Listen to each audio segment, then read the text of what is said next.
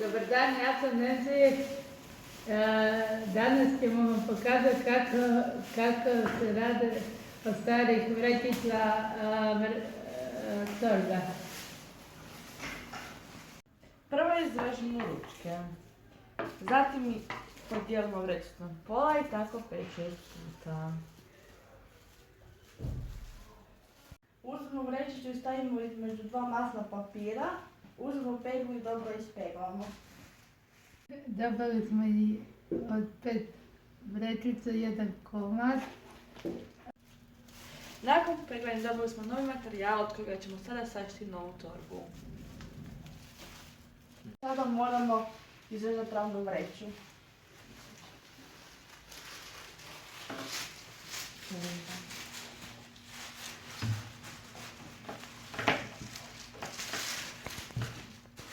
Sada ćemo sašiti rubove mašinom.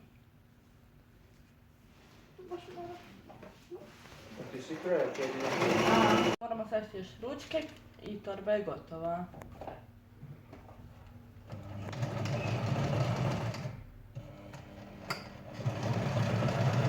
Ja ću svojoj sestri pokloniti torbu.